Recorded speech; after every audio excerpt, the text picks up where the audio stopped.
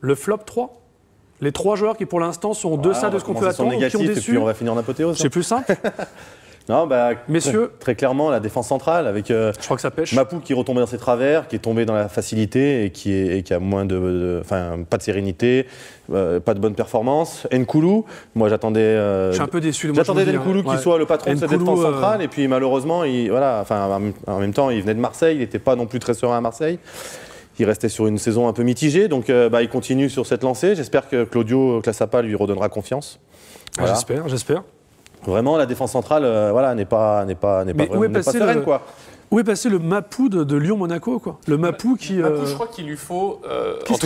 En tout cas, ce que j'ai toujours constaté chez lui, c'est qu'il est toujours bon quand il a à côté de lui un défenseur qui est très bon. C'est ça, il est obligé de s'appuyer sur quelqu'un. Et du coup, là, il s'appuie sur qui en ce moment? Personne. Avant, on savait sur qui, maintenant, c'est vrai que c'est plus compliqué. Oui, parce qu'il y en a un qui était pas mal avec son pied gauche, mais il est parti 600 km plus bas.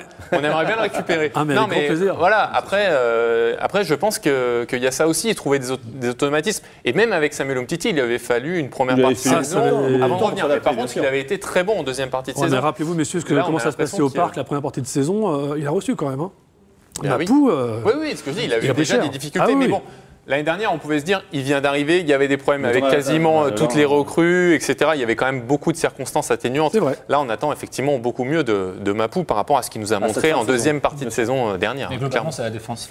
Dans ce système, c'est la défense centrale qui a du mal à rassurer. Une des seules 2 satisfactions, c'est peut-être Emmanuel Mamana qui a montré des choses intéressantes. À revoir. Ouais. Dans le placement, dans les déplacements, il y a encore à travailler. Mais techniquement, sereinement, c'est vrai que on sent qu'il y a quelque chose. Il fait penser à Edmilson dans la relance, dans l'aisance technique, forcément. Après, il est plus souvent limite, donc il est obligé de se jeter beaucoup plus. Dans ses placements, il tergiverse encore un peu. Après, il a que 19 ans, donc voilà. Il faut. C'est peut-être ça aussi qui est peut-être un peu inquiétant. C'est à revoir parce qu'il y a du potentiel. Voilà. Après, il y a ton adaptation aussi, il vient d'arriver. On peut juste terminer en disant qu'on attend mieux aussi de Maxime Gonalon. Alors après, c'est récurrent. Je vous laisse amener le débat, messieurs. C'est récurrent chez lui. Il a toujours un petit peu de difficulté à se mettre en route parce qu'on sait que c'est un joueur. Plus la saison va avancer, meilleur il va être. On sait qu'il a toujours des mois d'août un petit peu lents au démarrage et qu'après il monte en puissance. Là, du coup, on attend que effectivement, forcément, il confirme. Avec sa suspension, ça l'a pas aidé à enchaîner. Maintenant, on va attendre que Maxime Gonalon, parce que c'est souvent le régulateur. Vous le voyez depuis de nombreuses saisons. Quand Maxime Gonalon va bien, l'OL va jamais mal en tout cas. Ça, c'est une certitude. Donc c'est pour ça qu'on attend avec impatience le retour de Maxime Gonalon. Maxime revient dans combien c'est bon, là, il peut rejouer. Il revient pour Nice. Il peut rejouer, oui. Bon, ça c'est une très bonne nouvelle. Mathieu Valbuena, on a parlé dans les émissions précédentes. Ouais, juste avant de parler de Mathieu, un tout qui vient d'arriver. Les jeunes, il faut bien les lancer un jour ou l'autre. De toute façon, je crois plus que vu l'infirmerie comment elle est remplie. C'est le bon moment. Oui, mais on ne doit pas en parler après. Non mais. Ah, pardon. Non, c'était juste pour savoir. J'ai pas détaillé.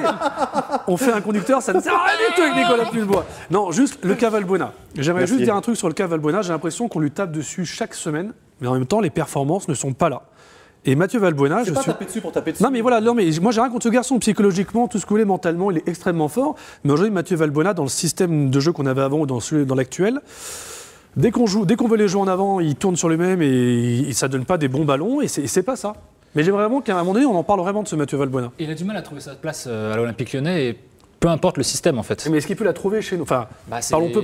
Est-ce qu'il peut la trouver? C'est une des questions cette année parce que bon, on peut plus parler de l'histoire de la sextape qu'il a un petit peu bouleversé. Là, c'est une nouvelle saison comme on a pu le lire en début de saison. Voilà, c'est une nouvelle saison pour Mathieu Valbuena.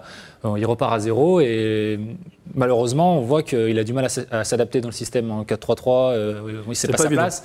Le système en 5-3-2, c'est pas vraiment sa place non plus. Il ralentit plus le jeu qu'autre chose et il est moins spontané que d'autres joueurs peuvent l'être à sa place. Au parc, lui aussi, il reçoit un petit peu au parc. À chaque fois qu'il a le ballon. Mais pas trop encore. Ouais, je pense pas trop. Les supporters sont quand même patients avec Mathieu Valbuena. De ce côté-là, il n'a pas trop à se plaindre de l'aspect.